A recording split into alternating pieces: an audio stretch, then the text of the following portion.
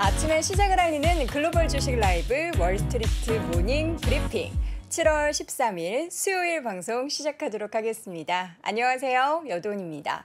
제가 왜 인사하면서 시장도 하락했는데 웃냐면요. 원래 좀 오프닝 초반에 클로즈업이 샥 이렇게 들어오는 걸로 알고 있는데 안 들어와서 언제 들어오나 좀 기다리다가 보니까 그때서야 또 들어와가지고 살짝 웃음이 났습니다. 시장 하락했는데 왜 웃고 시작하냐라고 하실 분들을 대비하여 미리 말씀드립니다. 자, 어제 밤 사이에 여러분들도 이미 이제 알고 계시겠죠. 시장 밤새 보셨던 분들은 알고 계시겠지만 시장이 좀 하락 마감을 했습니다. 또 오늘은 비도 하루 종일 추적추적 내린다고 하고요. 오늘 새벽 사이에 보니까 일부 지역 같은 경우에는 거의 폭우 수준의 비가 좀 내렸더라고요. 그렇기 때문에 오늘 빗길이라서 운전도 조심하셔야 되고 걸음도 조심하셔야 됩니다. 왜냐면 제가 어저께 주차장 좀 미끄러운 물기가 살짝 있는 곳에서 넘어졌습니다. 그래서 무릎을 크게 이제 멍들 정도로 다쳤기 때문에 우리 시청자분들은 다치지 않으셔야 하기 때문에 늘 조심하시길 바랍니다. 자, 오늘 역시나 뉴욕 증시 상황을 쭉 잠시 후에 정리해 드릴 테고요. 오늘 심층 인터뷰 시간에는 채슬리 투자자문의 최일호 상무님 모시고 또 시장에 대한 인사이트 쭉 들어보도록 하겠습니다. 그리고 오늘도 역시나 월가의 소식과 뉴욕 증시에 대한 자세한 마감 상황은 미국 주식에 미치다 이항영 전문위원과 함께 확인해 보시길 바랍니다. 자, 오늘 시장에 대해서 어떻게 또 주제를 잡아봤을까요? 주제는요. 물가지수 발표 부담. 오늘 밤에 CPI가 발표가 되죠. 이 가운데 뉴욕 증시는 3거래일째 하락세를 보였습니다. 시장이 좀 뒷심이 좀 많이 부족했다라는 부분들이 하루 차트에서도 드러나는데요. 다우지수와 나스닥 지수 같은 경우에도 그렇고 뭐 S&P 500도 그렇고요. 특히나 다우지수는 장중 내내는 상승권에 계속 있었습니다. 그러나 후반에 들어서면서 아쉽게도 막판에 하락폭을 조금은 줄이긴 했지만 약세권에서 마감이 됐고요. 마감 지수 자세하게 소개해 드리자면 S&P 500 지수는 0.92% 하락한 3,818선 그리고 다우지수는 0.62% 하락하면서 39,981포인트 선, 나스닥 지수도 0.95% 하락하면서 11,264포인트 선에서 마감이 됐습니다. 자, 투자자들은 일단 이번 주부터 이제 밤 사이에 펩시코 실적이 발표가 됐고 대형 투자 은행 그리고 본격적으로 이렇게 2분기 실적이 과연 어떻게 나올지 실적 시즌을 앞두고 좀 관망하는 분위기가 컸고요. 그리고 가장 중요한 오늘 밤에 발표된 소비자 물가지수 CPI가 지금 예상치가 거의 8.8이죠. 근데 거의 앞자리 수가 9를 볼 것 같다라는 분위기가 지금 점쳐지고 있는 가운데 시장은 소강 상태를 보였습니다. 자, 이 가운데 유가가 엄청나게 급락을 했습니다.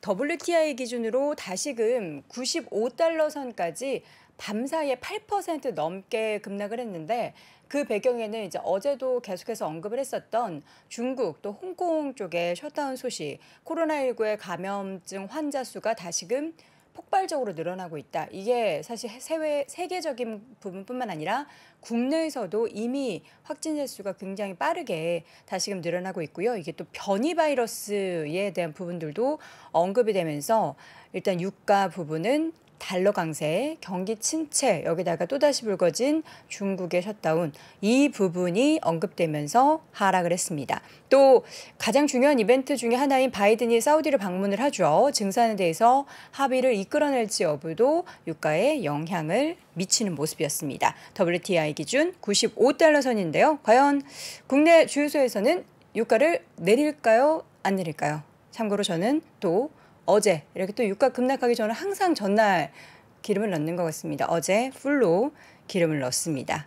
저 트럭 타는 여자 아니고요. 제가 잘못 계산해서 어제 80리터 들어간다고 했는데 아니었습니다. 자, 그리고 실적 발표한 기업이 있었습니다. 펩시코가 실적을 발표했는데요. 월가에서 예상했었던 추정치보다 약 12센트 높은 주당 1.86달러의 이익을 발표했고요. 가격 상승에도 불구하고 소비자의 수요가 유지가 된다. 가격이 우리가 펩시, 코크 뭐 이런 가격들, 음료 가격들 조금 올려도 여전히 소비자들은 우리의 음료를 살 것이다. 이러한 부분들에 대한 자신감을 내비쳤습니다. 그러나 주가는 아쉽게도 소폭 하락권에서 마감을 하는 모습이었습니다. 근데 전체적으로 이제 이번 주에 대형 금융주들을 비롯해서 실적이 발표가 되는데 지금 가장 중요한 게 달러화의 가치가 올라감에 따라서 그 해외 매출 비중이 높은 기업들에 대한 실적 우려감이 있습니다. 우리 이항현 전문위원님께서도 최근에 계속해서 그 부분을 언급하면서 관련된 빅테크에 대한 이야기들 좀 실적을 봐야 한다. 해외 매출에 대해서 달러화 강세에 따른 좀 조정이 있을 것이다라는 것도 이야기를 했는데 모건 스탠리에 따르면 역사적으로 달러 가치가 전년 대비 1%포인트 오르면요.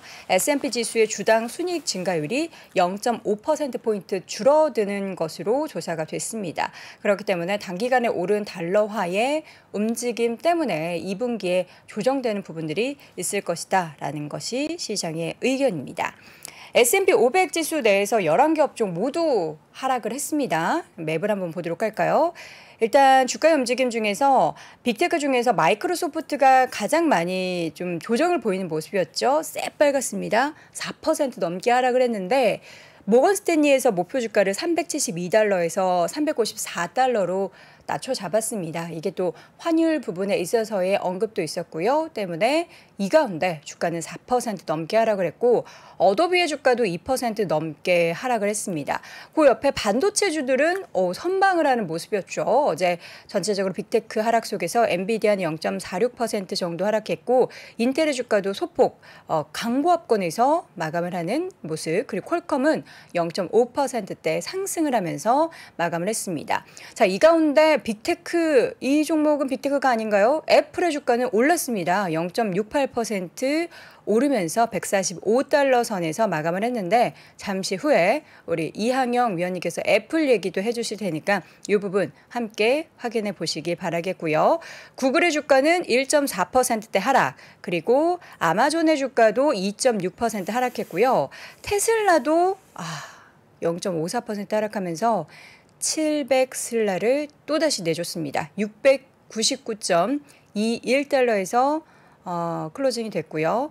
아쉽게도 다시금 7자에서 6자로 앞자리가 바뀌었습니다. 반면 완성차 주들 가운데서 이제 GM의 주가는 2% 올랐고요. 포드의 주가도 2%대 반등을 했는데 아쉽게도 전기차 테슬라의 주가만 0.5%대 하락했습니다.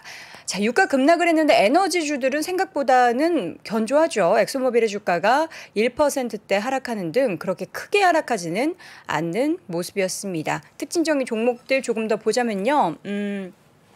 항공주들이 상승을 보였습니다. 항공주 상승을 했는데 보잉이 2분기 항공기 인도 실적이 증가했다라는 소식과 함께 주가는 7%대 올랐고요. 아메리칸 항공, 델타 항공도 주가가 올랐는데 아메리칸 항공의 경우에는 총 수익이 2019년, 그러니까 팬데믹 이전에 비해서 현재 12% 증가했다라는 소식 가운데 주가가 올랐습니다. 또 개별주 가운데 펠로톤은 자체 자전거 제작을 중단하고 대만 업체의 제조를 맡긴다라고 시장에 전하면서 주가는 하락 속에서 3%대 올랐고요.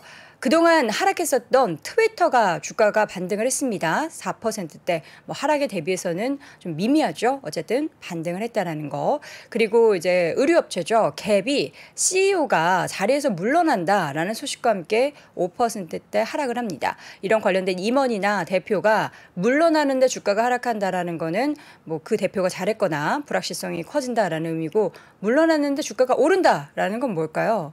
그동안 못했다라는 거죠. 아니면 더 잘하는 사람이 온다라는 그런 기대감 때문이겠죠. 어쨌든 갭은 아쉽게도 주가가 하락을 했고요.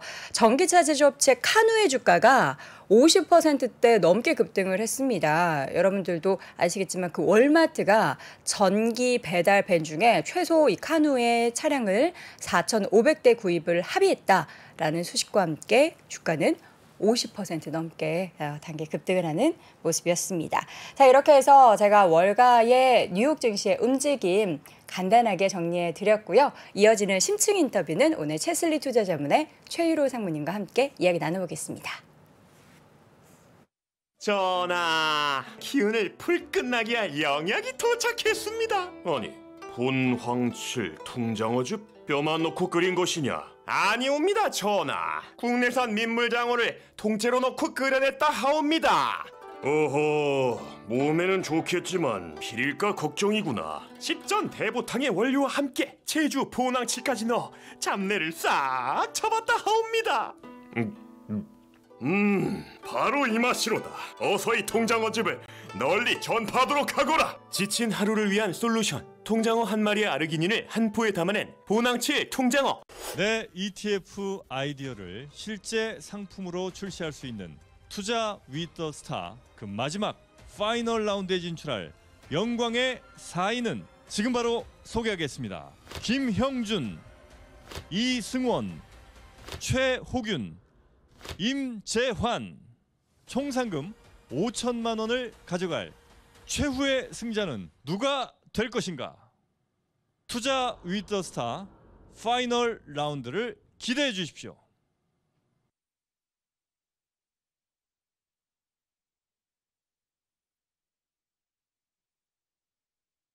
네, 월스트리트 모닝 브리핑 함께하고 있는데요. 저의 브리핑이 좀 빨랐나요? 예, 제가 빠르면 채팅창에 속도 조절이라고 써주세요.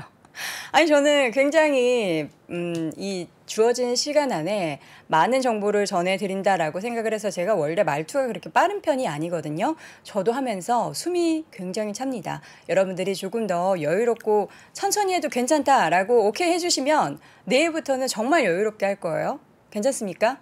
예, 의견을 올려주시면 좋을 것 같은데 또 아침부터 너무 늘어진다 이런 댓글도 있을까봐 제가 박자 맞추기가 굉장히 어려우니까 의견을 자세하게 채팅창에 지금 속도, 방금 전의 속도가 어땠는지 쭉 올려주세요. 예, 올려주시면서 바로 옆에 있는 좋아요 버튼도 함께 눌러주시길 바랍니다. 자, 이번에는 심층 인터뷰 채슬리 투자자문의 최일호 상무님 모셔보도록 하겠습니다. 어서 오세요. 네, 안녕하세요. 네, 반갑습니다. 네.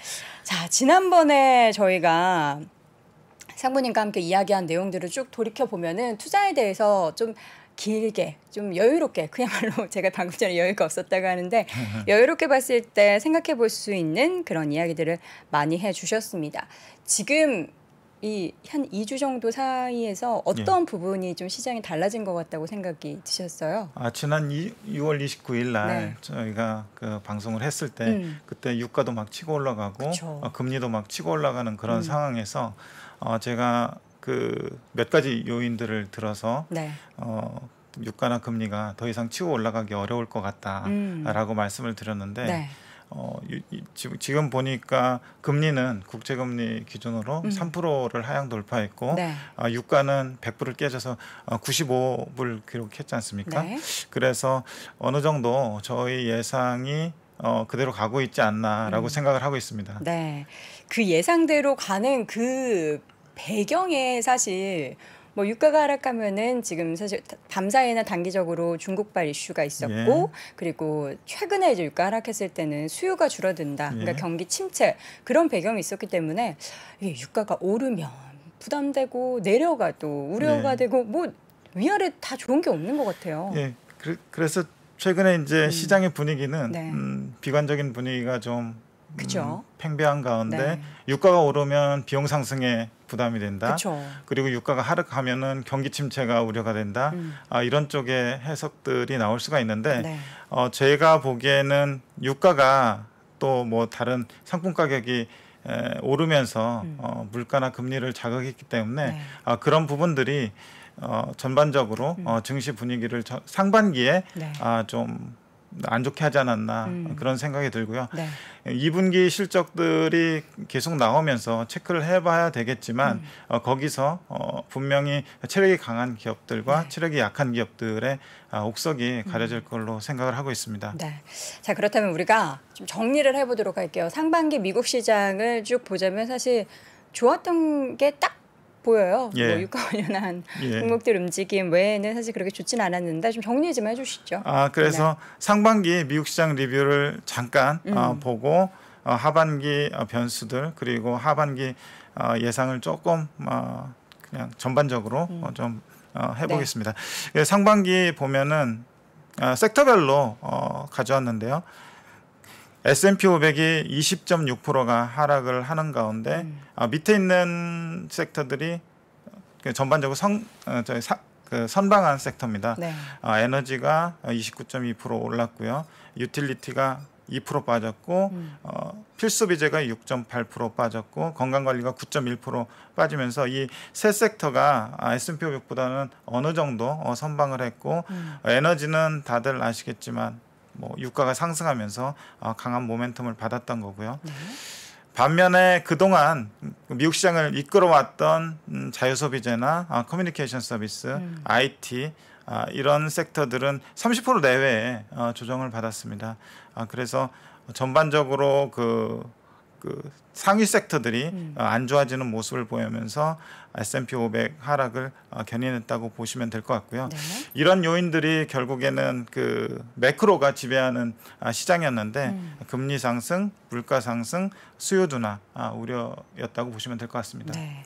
자, 그 가운데 있어서 이제 물가 같은 경우에는 사실 오늘 밤에 CPI가 발표가 돼요. 근데 우리가 6월 초를 생각해 보면 그때 유가 수준이 굉장히 높았기 때문에 이 7월 나올 CPI는 앞자리 수가 달라질 것 같다, 더 안 좋을 것 같다 이런 생각을 많이 했는데 물가 수준은 지금 그렇다면 이번 달, 그러니까 6월 수준이 좀 피크아웃을 논해도 될 수 있을까요?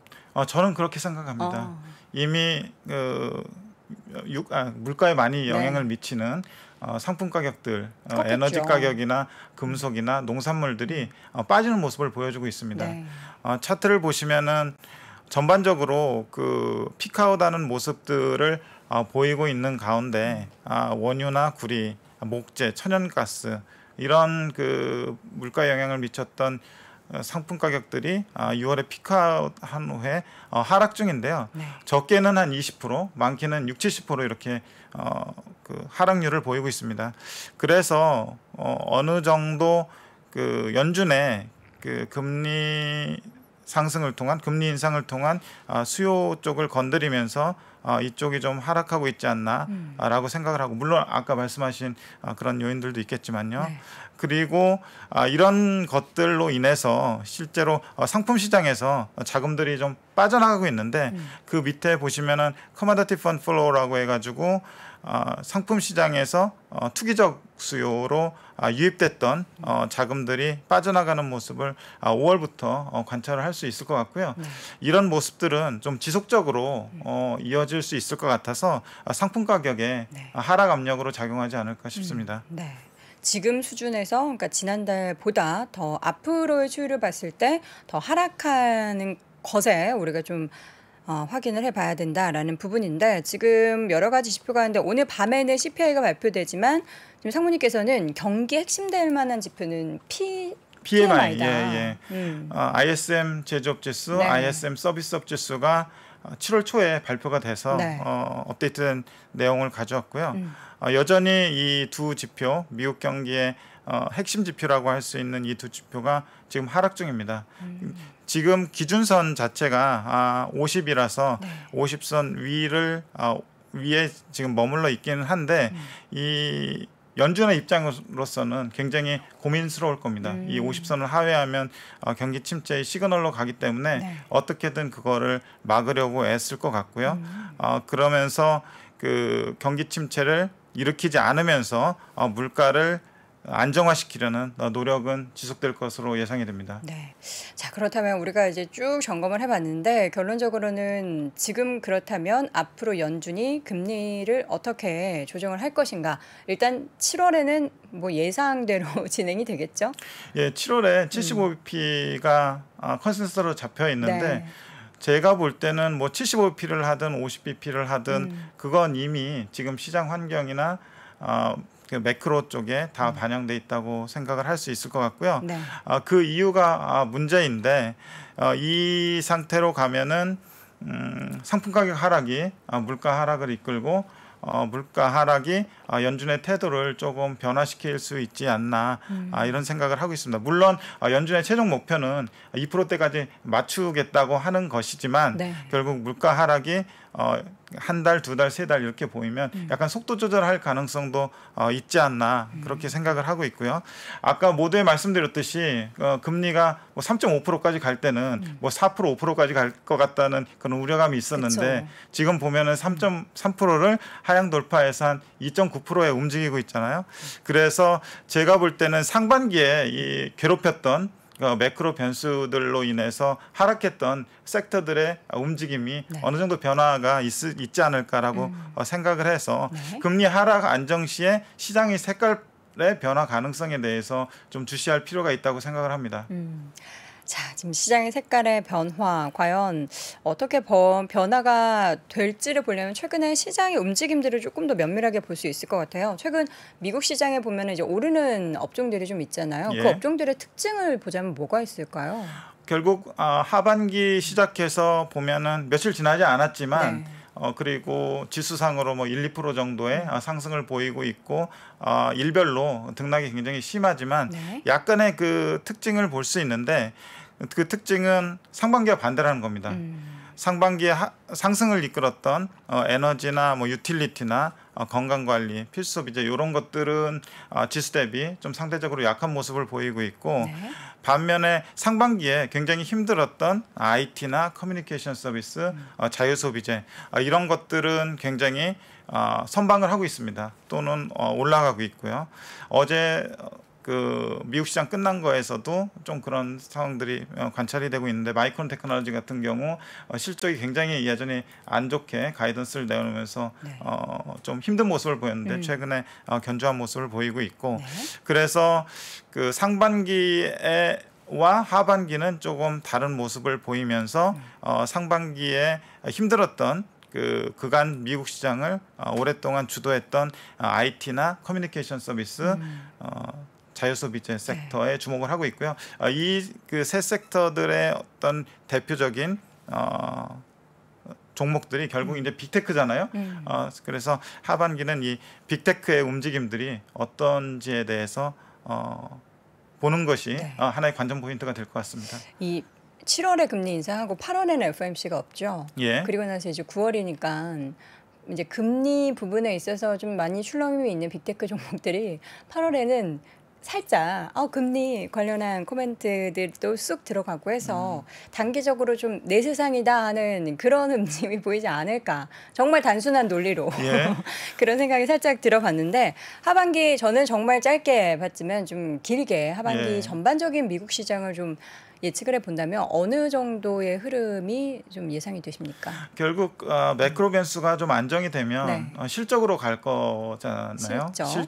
실적이 그 결국 그 개별 기업의 주가를 결정하는 핵심 변수가 될 건데 네. 왜냐하면 저희 같은 경우는 하반기에 상반기를 짓눌렀던 매크로 변수가 좀 안정될 걸로 보기 때문에 네. 그렇거든요. 그런데 결국 그 실적 발표가 어제도 펩시콜라부터 나왔지만은 네. 펩시콜라도 비용 관리를 굉장히 잘하고 비용 상승분을 상품에 전가함으로써 그 견조한 실적을 발표했듯이 그런 기업들과 그렇지 않은 기업들의 호불호가 분명히 나타날 텐데 시장 전반적으로는 사실은 그 최근에 그 EPS S&P 500 EPS 추정치가 너무 높게 형성이 됐다 또는 뭐 그 고평가됐다 뭐 이런 얘기들이 많이 나오고 있는데 네. 그거보다는 제가 볼 때는 그런 우려들을 이미 주가가 반영하고 있지 않나 싶습니다. 2018년하고 19년하고 그리고 2022년 긴축 시기 전후 그래프를 좀 가져왔는데요. 네. 실제로 2015년부터 2018년 말까지 긴축이 일어났고 2018년 말쯤에서 주가가 상당히 많이 빠졌는데 그때 경기 지표도 굉장히 안 좋게 나왔습니다. 네. 그런데 위에 보시면은 S&P 500 이익 추정치는 그렇게 큰 변화가 없었습니다. 그리고 나서 주가가 바닥을 찍을 때 S&P 500 이익 추정치가 비로소 하향 조정되기 시작했고요. 네. 그리고 바닥을 찍고 올라가고 S&P 500 이익 추정치가 하향됨에도 불구하고 주가는 계속 올라가면서 이 부분에서 말씀드리고 싶은 거는 결국 이익 추정치의 조정 자체가 주가와 어느 정도 시간차를 두고 발생을 한다. 네. 그래서 이번 경우에도 제가 볼 때는 물론 뭐 그 기업들의 이익이 굉장히 생각하는 것보다 많이 깨져서 주가가 더 내려갈 수도 있겠지만 지금 상황으로만 보면은 주가가 어느 정도 이익이나 경기 침체, 이익 둔화, 경기 침체 이런 우려들을 상당 부분 반영하지 않았나 싶습니다. 그래서 2019년에도 보면은 이익은 S&P 500 기준으로 해서 그렇게 많이 증가하지 않았습니다. 네. 1, 2% 정도 증가하는 수준임에도 불구하고 매크로 변수의 안정만으로도 S&P 500 주가가 28.8% 상승을 보였거든요. 네. 그래서 2022년에도 그런 패턴이 이어지지 않을까 좀 조심스럽게 예상을 하는데 문제는 결국 그 기업의 실적이라고 그쵸. 말씀을 드렸는데 네. 지금부터는 기업의 실적하고 기업들의 향후 가이던스에 대해서 좀 더 면밀히 좀 관찰할 필요가 있을 것 같습니다. 네, 저 지금 주황색과 파란색 S&P 예. 500과 이제 12개월 관련된 포워드 EPS, EPS입니다. 조정치. 요걸 이제 그 갭이 좀 메워지는 예. 그런 흐름을 앞으로 좀 기대를 해 볼 텐데 지난번에는 저희가 지금 공포스러운 시장 내에서 포트폴리오의 리밸런싱도 좀 필요하고 오히려 시장을 사는 전략에 대해서도 말씀을 해주셨는데 지금이 정말 계속해서 그런 타이밍인 것 같다라는 생각을 저는 굉장히 많이 드는데 상무님도 여전히 같은 생각이시겠죠? 지난번에 이제 상당히 공포스러운 구간에서 시장을 사라, 리밸런싱을 하라 네. 이런 말들이 굉장히 황당하게 들렸을 수도 있습니다. 그런데 제가 볼 때는 저희의 가정이 맞다면 매크로 변수가 안정이 되고 기업 이익이 그렇게 많이 깨지지 않는다면 매크로 변수의 안정만으로도 주가는 어느 정도 회복할 수 있다고 보고 있고요. 네. 그 전제에는 건강하고 체력이 강한 기업을 사야 됩니다. 최근에 보면은 ETF 중에서 고점 대비 70%가 빠진 거가 있거든요. 네. 70% 빠졌다는 거는 ETF가 펀드인데 그 안에 종목들이 70% 이상 빠졌다는 얘기입니다. 중소형주 뭐 이런 건가요? 다들 아실 만한 그 아크. ETF인데 제가 얘기할게요. 아크. 예. ETF인데 네. 그런 ETF를 그 장기적으로 편하게 의미 있게 가져갈 수는 없겠죠. 그쵸. 뭐 5년 10년 기다린다는 전제하에서 아주 소량을 가져갈 수 있겠지만 지금은 어느 때보다도 자원의 배분이 굉장히 중요한 때라고 생각을 합니다. 그래서 그 가져간다고 하더라도 건강한 기업들 그리고 건강한 기업들이 편입되어 있는 ETF나 펀드 이런 것들을 선별해서 의미 있게 가져가면 시간의 문제이겠지만 매크로 변수가 해결되고 기업 이익도 안정화되는 흐름을 보인다면 충분히 지금부터는 3개월, 6개월, 1년 이렇게 바라봤을 때 네. 승산이 있다고 보고요. 그렇게 됐을 때 설사 뭐 단기간에 오르지 않는다고 하더라도 장기로 갈 때 리스크는 점점 더 없어지거든요. 과거 이제 역사적 경험으로 봤을 때 네. 그래서 그런 마인드로 조금 여유 있게 생각하시면은 좋을 것 같습니다. 네. 여유가 가장 필요한 시장인데 우리가 당장 나의 계좌나 또 오르고 있는 물가 사정과 내 지갑의 얇아짐을 보면은 여유가 생기기가 쉽지가 않습니다. 우리가 마인드 컨트롤도 해야 되고 또 포트폴리오 컨트롤도 잘 해야 되는 시기가 아닌가 싶습니다. 자, 오늘 심층 인터뷰 시간 채슬리 투자자문의 최희로 상무와 함께했습니다. 상무님 고맙습니다. 네, 감사합니다.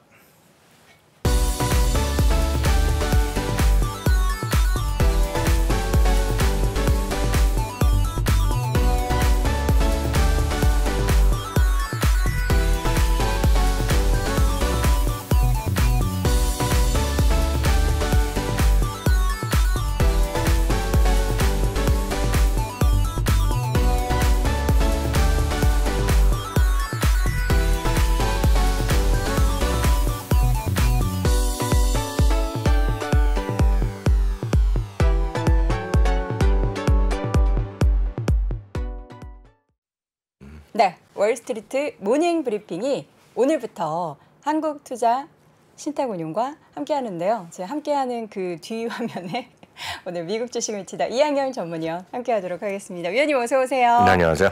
사실 네. 뭐 이런 언급이 불편하신 분들도 계실 거예요. 근데 네. 저는 사실 월스트리트 모닝 브리핑을 저희가 작년 10월부터 지금 거의 10개월 가까이 네네. 진행을 했었죠. 네. 근데 우린 정말 시청자분들도 많이 봐주시고 응원도 해주시는데 왜 광고가 붙지 않을까? 베개 만드는 그곳 있어요. 저도 연락 좀 했으면 좋겠어요.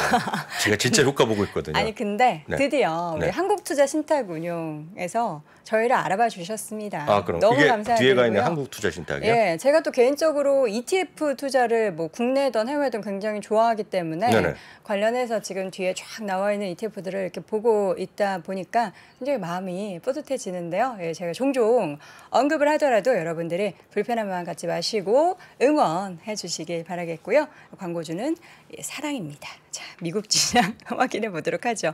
미국 시장은 3일 연속 하락했는데 뭐 하락의 폭이 예전처럼 뭐 막 2%, 3% 이렇게 폭락은 이제 안 나오는 것 같아 다행입니다. 뭔가 지금 시장에 많이 떨어져 있잖아요. 네. 어찌됐건 S&P 500이 20% 이상 떨어져 있고요. 네. 나스닥은 더 떨어져 있고 다우지수도 꽤 떨어져 있는 상황에서 이제 뭔가 좀 이벤트를 기다리는 거죠. 그러니까 6월 달에 이벤트가 중요한 것이 뭐 굳이 따지자면 전 2개라고 보이고 더 많이 따지면 3개라도 할 수 있지만 가장 중요한 이벤트 중에 하나가 바로 오늘 밤이거든요. CPI. 네, CPI가 있고요. 기억하시잖아요. 28일 날. 그러니까 이번 다음 주 목요일 날 저녁 밤 9시 반에 있는 CDP 예비치 바로 이런 부분이 나오면서 시장에서 걱정거리가 좀 많은데요. 일단 그런 걸 앞두고 뭔가 눈치 보고 있는 거죠. 그래서 오늘 보면 플러스 난 적도 있고요. 다우지수 플러스 났기도 했었고 S&P 거의 왔다 갔다 하다가 나스닥은 뭐 마이너스가 자주 있었는데 왔다 갔다 하다가 결국 나스닥은 1% 가까이 오늘 하락했습니다. 그래서 더 떨어지기도 했지만 그래도 막판에 좀 회복했고요. 그렇지만 전체적으로 보면 마지막 1시간 반 정도 좀 흘러내렸다라고 일단 이해하시면 좋겠습니다. 네. 결론을 보면 미국 증시는 S&P 500을 벤치마크로 보기 때문에 미국 증시는 3일 연속 하락한 게 맞다라고 일단 이해하시면 되겠고요. 네. 이번 달과 올 한 해 주요 섹터별 흐름을 잠깐 한번 보시겠는데 이거는 요 파란색 있지 않습니까? 파란색은 연초 대비입니다. 연초 대비는 이게 한때 50%까지 넘어졌다가 많이 줄어들었죠. 지난달에 워낙 많이 떨어졌고 이번 달에도 거의 빠진 것이 실질적으로 많이 없는데 이번 달에도 제일 많이 떨어진 게 에너지 섹터입니다. 요 오렌지색, 노란색으로 보이시건 오렌지색 요건데요. 요거가 에너지가 4% 가까이 떨어졌습니다. 그래서 지금 이런 상태가 되어 있고요. 상대적으로 오른쪽에 있는 IT라든가 커뮤니케이션 서비스 그리고 임의 수업 이것들이 실제로 우리 시청자분들 미국의 개인 투자자분들이 많이 갖고 계신 것들인데요. 이런 것들이 연초 대비로는 30% 가까이 하락을 했지만 지난달 한 4주 차부터 조금 반등을 좀 시도하고 있습니다. 그래서 절대 많은 게 아닙니다. 이거 하루라도 떨어질 수도 있고 올라갈 수 있지만 이런 것들이 상대적으로 약간은 지금 지난달 4주 차 후반부터 지금 살아나가고 있고요. 이런 것들을 딱 구체적으로 성장이냐 가치냐로 딱 나눌 수가 있습니다. 이건 오늘 현재까지입니다. 역시 같은 그림입니다. 요 파란색은 연초 대비입니다. 연초 대비 밸류 주식이 그나마 성장보다 그로스라는 건 성장이죠. 나스닥 요 오른쪽에 두 번째가 되겠고요. 러셀 2000의 성장 이런 것들 러셀 1000, 러셀 1000은 1등부터 1000등, 러셀 2000은 1000등부터 3000등이거든요. 대형주, 중형주라고 일단 구별할 수 있겠는데 성장주가 약간 더 많이 떨어졌고 가치주가 덜 떨어졌어요. 그럼에도 불구하고 이번 달만 보면 역시 이것도 앞선 그림이랑 연관돼서 볼 수 있겠는데 6월 달 한 3주차 후반 4주차부터는 상대적으로 성장주가 약간 회복되고 있어요. 다만 이 회복이 워낙 회복이 작기 때문에 의미는 있다? 없다? 의미가 별로 없을 수는 있어요. 그렇지만 실제로 보면 조금 성장주가 조금 살아나고 있는 것도 사실이다라고 일단 이해하시면 되겠습니다. 네, 성장주의 반등의 시도. 방금 전에 저희가 그 채슬리의 최일호 상무님과 이야기할 때도 8월에 그 금리 인상 잠깐 멈출 때 성장주가 금리 얘기 없을 때가 내 세상이다. 요거 오지 않을까. 저장해 두셔야죠. 그런 말씀. 그런 생각을 좀 살짝 했었는데 좀 말씀을 또 해주시니까 기대가 되기도 하는데 지금 전체적으로 좀 시장도 주가의 수준에 대해서 더 떨어져야 된다라기보다는 좀 많이 떨어졌다 이런 시각들이 좀 나오고 있는 거죠. 많이 떨어진 건 분명히 팩트가 되겠죠. 이것은 가장 크게 우리가 생각할 수 있는 것은 유가가 좀 많이 떨어지고 있다는 것 자체가 큰 도움이 분명히 될 겁니다. 유가가 떨어지는 건 분명히 도움이 되죠. 다만 유가 떨어지는 것이 오늘도 8%가 떨어졌거든요.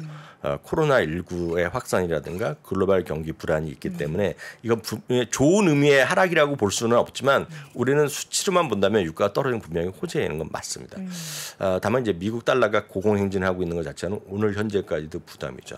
오늘 이게 108.565까지 갔었고 지금 뭐 보합 정도로 어제 대비 보합인데 실제로 보면 미국 유로와 달러가 1대1 오늘 장중에 결국을 깨쳤었거든요. 0.99 뭐 이렇게 갔었거든요. 그러다 보면 유로와 달러가 이렇게 1대1 강한 것은 상대적으로 약하다고 했고요. 이건 제가 어저께 보여드린다고 약속했던 이 그림을 한번 주목해서 보셨으면 좋겠습니다. 이런 거 필요하신 분 증권회사 직원분들 저희 방송 많이 보시거든요. 출근하실 때 캡처 떠서 고객분들한테 상의할 때 쓰시면 좋을 것 같은데요. 이건 달러 강세입니다. 달러 강세. 이 노란색인데요. DXY 달러 지수잖아요. 이걸 인버티드한 겁니다. 완전 동명하네요. 위아래를 바꾸는 겁니다. 그래서 그걸 여러분들 눈에 익기 위해서 하는 건데요. 이 노란색이 올라가면 약한 거고 노란색 색이 이렇게 내려가면 강한 겁니다. 달러 강세에 따라서 2009년 이후 22년의 동안 역사잖아요.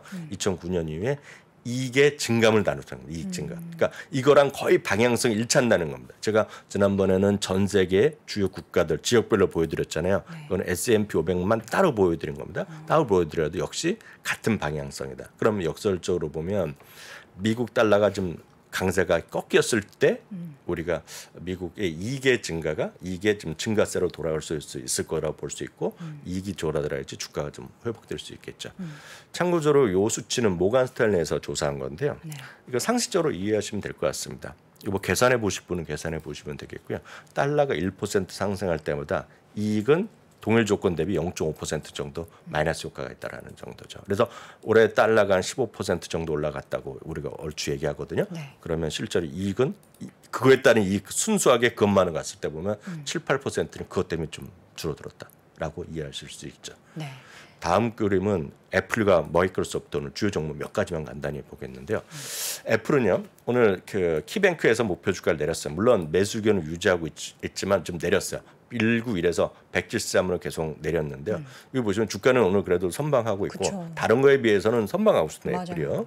애플이 소위 성장주나 이런 쪽에서 일단은 주도하고 있는 건 사실입니다. 지금요. 그러니까 자잘한 거 빼고요. 그래서 $180 중반까지 회복했습니다. 이게 얼마 전에 뭐 $160 후반 갔었잖아요. 그에 비해서 많이 회복했는데 이 주가보다는 오늘 키뱅크에서 얘기한 걸 좀 보셨으면 좋겠습니다. 뭐 상반된 의견은 분명히 있습니다.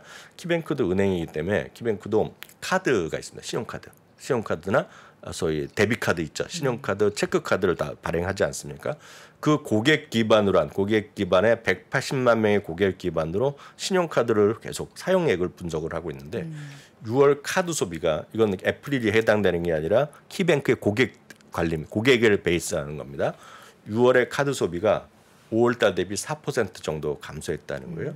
그리고 5월달 한 달만 하면 그러니까 3개월로 이렇게 누적해서 할 수 있는 계산법으로 보면 2020년 1분기 팬데믹 이후 최저로 떨어졌다는 겁니다. 그만큼 소비가 위축돼 있기 때문에 애플이 좋은 건 알지만 애플에서도 상당히 약간 비싼 라인들이 있지 않습니까? 애플에 우리나라에서는 별로 잘 안 쓰지만 미국에서는 대부분 많이 쓰는 거가 맥 시리즈, 우리를 보면 데스크탑 있지 않습니까? 모니터도 딱 있고. 우리나라는 보면 이제 디자인하시는 분들, 그렇죠. 아트 디자인이나 영상 편집 이런 것들 저희 3프로에도 사무실 이거 쓰시는 분 계시던데 이런 것들이 뭐 가격이 상당히 비싸잖아요. 그게 약간 슬로우해졌다. 거다라는 얘기를 하면서 목표 주가를 내렸습니다. 그렇지만 여전히 매수경. 반면에 뱅크 오브 아메리카는 무슨 소리냐. 아이폰 수요가 전체적으로 한 55에서 60%까지 되는데 아이폰 수요가 견조하면서 이번 분기뿐만 아니라 금년 하반기에도 지금 9월에 신제품 나오면 그것도 아주 잘 팔릴 거다라는 얘기를 하고 있습니다. 그래서 원달 상반된 의견이지만 이렇게 투자 소비의 좀 위축 이런 것들을 좀 부정적으로 보는 사람들도 있다라고 일단 이해하시면 되겠고요. 반면에 이제 모건 스탠리가 오늘 4%가 떨어졌어요. 많이 빠졌어요. 모건 스탠리가 4% 떨어지기 쉽지 않은데 많이 떨어졌어요. 목표 주가를 모건 스탠리가 4% 떨어진 게 아니라 마이크로소프트가 마이크로소프트가 4% 떨어졌죠. 마이크로소프트요. 모건 스탠리가 목표 주가를 하향했습니다. 37에서 354로 얘기했고 모건 스탠리 얘기는 마이크로소프트다 역시 가장 큰 요인은 달러 강세.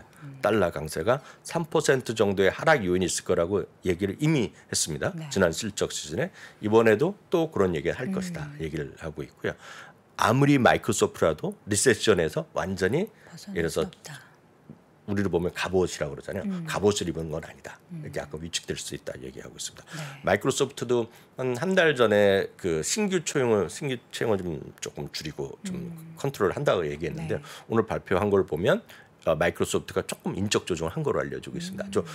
적은 비중이지만 네. 집에 간 친구들이 나왔습니다. 지금요. 그래서 구조 조정, 인적 자원 재배치 이런 거를 많이 쓰잖아요. 또 일반 회사에서 우리나라에서 근데 그런 표현을 쓰면서 오늘 사람을 좀 줄인 것을 발표했고요.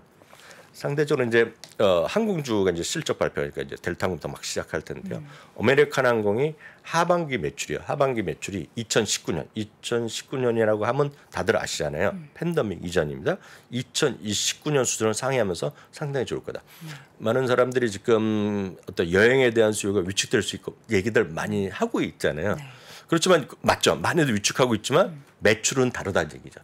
엄청나게 자기네 보면 긍정적으로 얘기하고 이들에 따르면 델타항공부터 요번 그런 회사들이요. 요번에 실적 시즌에서 오히려 그 가이던스를 상향시킬 가능성이 있다고 하는 것이 이게 일반적인 시각입니다. 오늘 아메리카노는 스스로 얘기한 겁니다. 스스로 2019년에 하반기 매출이 상당히 좋을 거라 얘기했는데 뭐 주가는 모르겠습니다. 주가는 지금 어찌 됐건 애플이랑 거의 비슷한 모습을 보이고 있어요. 네. 심리는 완전히 지금 또 바닥을 가고 있잖아요. 근데 지금 항공주들이 약간 반등을 하고 있고요. 항공주가 반등하다 보니까 지난주, 지지난주 엄청나게 떨어졌던 것이 크루즈 라인이거든요. 크루즈 라인 같은 것들이 좀 오늘 회복하고 있고요. 보잉은 2019년 3월 이후 오늘 최고의 인도 기록을 발표했어요. 딜리버리를 발표했거든요. 그러다 보니 또 7.4%나 급등했는데 꽤 많이 반등하는 모습이죠. 그래서 오늘 여러분들 잠깐 보시면 이걸 좀 자세히 보시면 이거 보잉이라고 생각하지 마시고 그림 한번 다시 보여주시면 좋겠는데요. 네. 만약에 여러분들이 주식을 만약 한번 저점에서 사보시려는 생각을 하실 분이 계시잖아요. 주식은 다 판단의 자유의 영역이거든요. 본인 어떤 주식을 살지는 다 판단하시고 뭐 살 수도 있고 팔 수도 있죠. 그러니까 여기 보신 분이 한 2만 명 정도 되시면 네. 10,000분은 팔겠다는 거고 10,000분은 사겠다는 건데 제가 하나 힌트를 드리면 힌트라기보다는 제 생각을 약간 좀 추가적으로 드리면 여러분 주식을 사실 때 저점을 할 때는 딱 이거 기준 한번 삼아 보세요. 보잉이 꼭 그렇다는 것이 아니라 지금 6월에 저점이 나왔잖아요. 5월보다 6월이 더 떨어졌잖아요. 요 그림 보시면 보잉 보면 그러면 이런 것보다는 이미 5월에 저점 나온 것들이 있을 겁니다. 5월에 저점. 그런 것들에 좀 플러스 가산점을 주고 한번 판단해 보세요. 항상 주식을 보실 때. 그래서 저점을 한 번 바닥보다는 약간 바닥이 진행된 지 조금 된 것들 이런 것들 위주로 해서 뭐 보잉이 됐건 애플이 됐건 이런 것들을 한번 찾아보시면 될 것 같아요. 항공주가 됐건. 이렇게 6월보다는 5월, 7월보다는 6월, 6월보다 5월. 그러니까 다른 것보다 반등이 먼저 된 것들이 좀 안전할 거다. 상대적으로. 그래서 가산점을 두고 여러분 판단하시는 것도 아마 조금이라도 도움이 될 것 같고 이거는 미국 주식뿐만 아니라 국내 주식 하실 때도 저점이 7월보다는 6월, 6월보다 5월, 5월보다 4월. 좀 먼저 좀 바닥을 잡아 나가는 것들 있잖아요. 그런 것들이 좀 신뢰성이 높다는 것도 참고하시면 좋겠습니다. 네. 실적 발표한 기업도 좀 볼까요? 네, 오늘 이제 소개 나왔잖아요. 펩시거든요. 펩시는 기대 이상의 실적도 발표했고 가이던스도 상향했습니다. 많은 분들이 이제 우리가 이제 보통 투자가들은 딱 이걸 보잖아요. 매출과 이익, 매출과 주당 이익이 뭐 가장 헤드라인 뉴스로 뜨는데 조금 자세히 보면 이것들이 수많은 항목들을 모여서 매출이 나고 수많은 항목들이 모여서 이익이 나오잖아요. 실제로 다 이걸 컨센서스가 다 있습니다.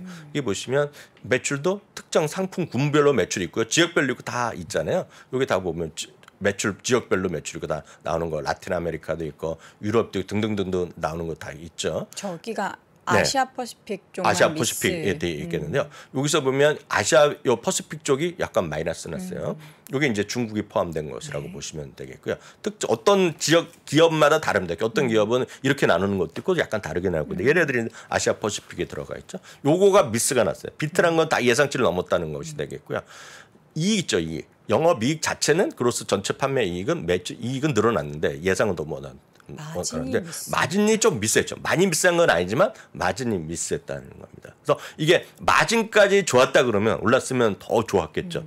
근데 요게 오늘 하나 좀 미스했었다라고 보셔야 되겠고요. 남은 영업이익, 이익, 마진 뭐 이런 것들인데요. 뭐 크게 상관없지만 이런 것들이 다 완벽하게 좋으면 이제 주가 레벨업 되는 건데 지금 펩시는 좀 상대적으로 오늘은 시장이 좋았지만 마지막에 약간 이것 역시 뒷심 부족이었다라고 이해하시면 되겠습니다. 주가가 좀 박스권에 갇혀 있네요.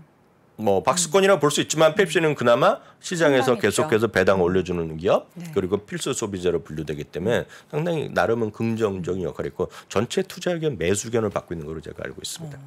자, 오늘 실적 발표한 펩시에 대해서 확인을 해봤고요. 네. 가장 중요한 이제 오늘 밤에 발표될 CPI 부분이 앞자리 수가 달라질 것이다라는 우려도 있어요. 앞자리 수까지 달라지면 만에 하나 그 앞자리 수가 달라지면 주가 내일 많이 떨어질 겁니다. 오늘. 많이 떨어질 수밖에 없죠. 단기적으로 충격이 크겠죠. 네, 충격이 상당히 클 수밖에 없는데 그것까지는 우리가 알 수가 없죠. 만약 그렇게 생각하시는 분이 있다 그러면 주식이 이미 많이 줄어놨을 것 같고 아니면 뭐 반대되는 플레이를 하셨겠지만 저는 이제 드릴 수 있는 말씀은 월가의 전체적인 컨센서스를 갖고 말씀드리겠습니다. 물가지수는 가장 더 중요한 거는 이제 우리가 얘기하는 그 개인 소비 지출이 진짜 더 중요한 부분이 되겠고요. 우리가 피상적으로 뉴스에서 다루는 것은 물가지수죠. 물가지수 중에서도 실제로 인플레이션의 가장 핵심적인 금리 결정할 때 중요한 것은 근원이라고 합니다. 근원. 네. 근원이란 게 사실 보면 가까운 게 아니라 핵심이란 거가 되겠거든요. 그래서 근원 물가지수는 먹거리랑 휘발유가 두 가지가 빠진다라고 딱 생각하시면 되겠습니다. 이미 지난달에도 떨어졌고 전달에도 떨어졌어요. 이것은 유가가 전체 위에 고점 130, 140대보다는 조금 떨어져 있기 때문에 그런 거고요. 또 하나는 아시다시피 지금 농산물 가격이나 상품 가격이 고점에서 많이 떨어졌잖아요. 지금요. 그게 무슨 이유가 됐건 해서 떨어졌단 말이죠. 그렇기 때문에 이번에도 특징 하나 말씀드리면 근원 물가지수는 조금씩 지난주부터 계속해서 초반부터 조금씩 떨어지고 있어요. 전달은 6.0이었는데 5.5, 5.8 하다가 오늘 현재 월가의 컨센서스는 이거는 마켓워치 그리고 월스트리트 저널 기준을 보면 5.7이 나옵니다. 5.7이면 좀씩 떨어지고 있고 이번에 이거 언저리 나올 가능성이 큽니다 지금요. 근데 문제는 이거보다는 근원 물가 아니라 일반 물가지수 조금 더 강조하게 해서 많은 사람들이 헤드라인 물가지수라고 헤드라인 CPI라고 많은 분들이 우리나라에서 안 쓰던 말인데 우리나라에서 요즘은 통칭 헤드라인 물가지수라고 많이 들어보셨을 것 같습니다. 그래서 이런 표현은 우리나라 일반 지상파 뉴스에도 이런 쓰더라고요. 실제로 보면 우리 국내 주식하시는 분들한테 더 중요한 거가 오늘 한국은행에서 금리 발표를 하잖아요. 그래서 그게 더 중요한데 실제로 그거보다는 많은 사람들이 물가지수에 미국이 과연 어떨까 하는 거죠. 그래서 말씀하신 대로 이게 좀 앞자리수가 다 바뀔 이런 것까지 걱정을 하시는 건데 자릿수가 바뀌면 이런 얘기까지 하시는 거잖아요. 많은 분들이. 근데 여튼 이거는 전월이 8.6이었고 아주 극소수는 이 수준 내지는 조금 떨어질 수도 있다는 얘기하는 셈이 있는데 아주 극소수입니다.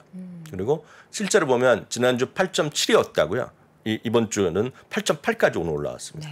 그래서 이건 계속 올라가는 추세, 내려가는 추세라고 보셔야 되겠어요. 그래서 만에 하나 이게 8.6 언저리나 내려가면 호재 인식하겠죠. 즉 반등 어느 정도 반등할 수 있다고 보고 있지만 그럴 가능성이 크지 않다라고 보셔야 되겠고요. 뭐 배제할 수는 없죠.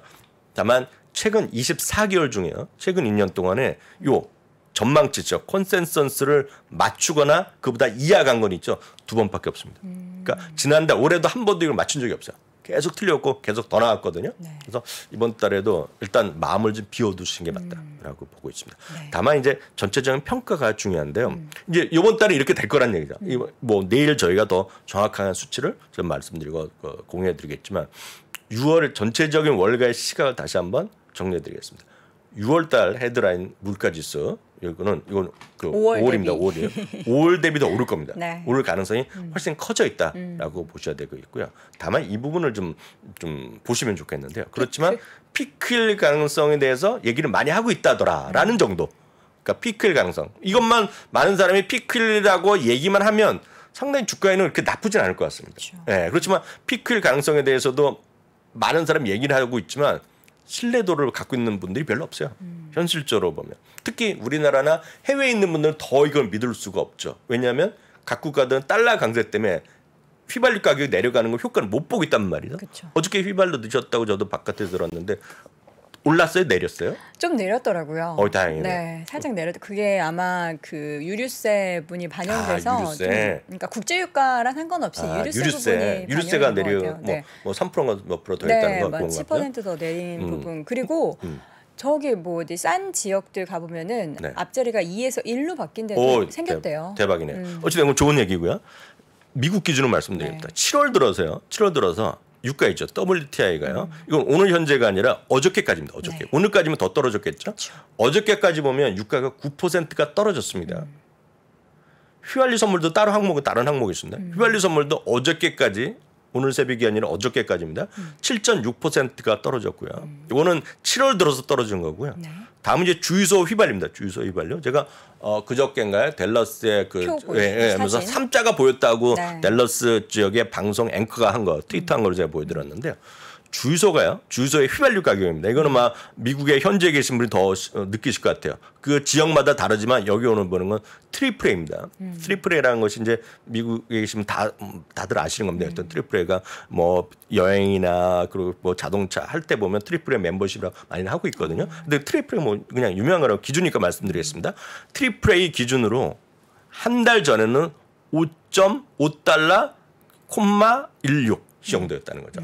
근데 이게 어저께 기준으로 보면 4.65달러 내려서 10% 정도 내렸다는 거예요. 그럼 이거는 근원이 이미 영향을 미쳤다고 이제 당연히 미칠 거고 요것이 이제 물론 여기서 이제 그 농산물을 빠졌지만 이걸 보면 그래서 월가에서는 그나마 헤드라인 물가 지수가 오늘 밤에 발표될 것이 피크가 아니겠느냐. 네. 라는 조심스러운 시각도 있다는 것도 참고하시면 좋겠고요. 네. 물론 이렇게 나오더라도 더 중요한 거는 사실 물가 지수보다 전 더 중요한 거가 이번 28일 날이라고 보고 있어요. GDP 예비치. GDP 예비치가 혹시라도 마이너스 나오거나 뭐 마이너스만 보이면 주가는 한 차례 딴 차례 급락할 수밖에 없다라고 좀 우려를 하고 있거든요. 네. 그렇지 않을 거라는 것이 컨센서스입니다. 컨센서스는 지금 2분기에도 0.6%에서 0.8% 그 경제가 상장한 거로 하는 것이 컨센서스지만 모르죠.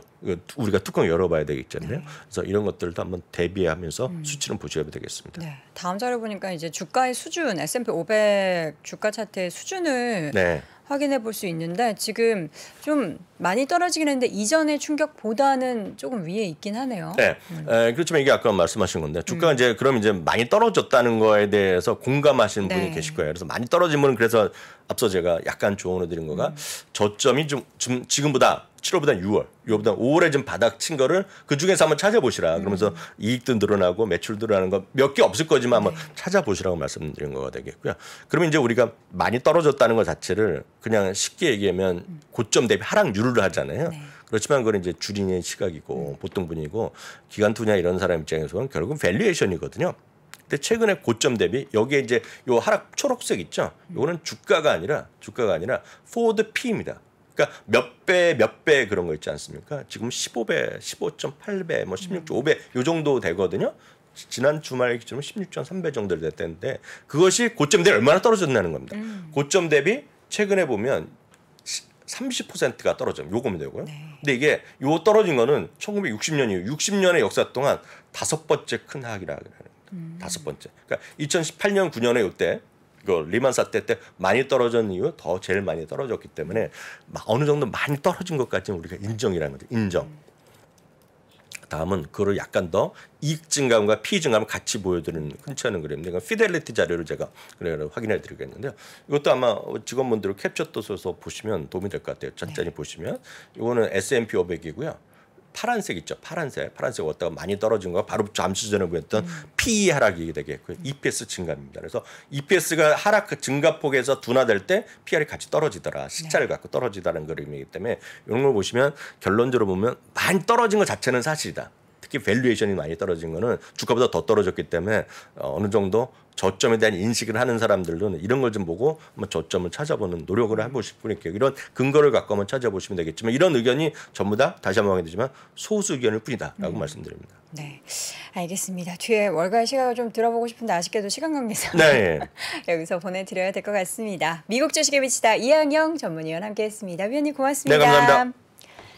자, 제가 이제 마지막 월가 소식 전해드리기 전에 이제 한국투자신탁운용과 이제 월스트리트 모닝 브리핑이 함께 하게 됐다라는 부분을 또 이렇게 위트 섞여서 말씀을 드렸는데 또 응원을 해주신 분들께 감사 인사드리겠고요. 근데 가장 중요한 건 우리 장우석 부사장님의 부재 속에서 오전에 저희와 함께 해주신 분들이 줄어들어 가고 있는 것 같습니다. 제 생각일까요? 지금 휴가 가신 분들이 계셔서 그런 건지 아니면 정말 장우석 부사장님의 부재 때문인지는 알 수는 없지만 여러분들이 저희는 광고주보다 더 소중한 건 여러분입니다.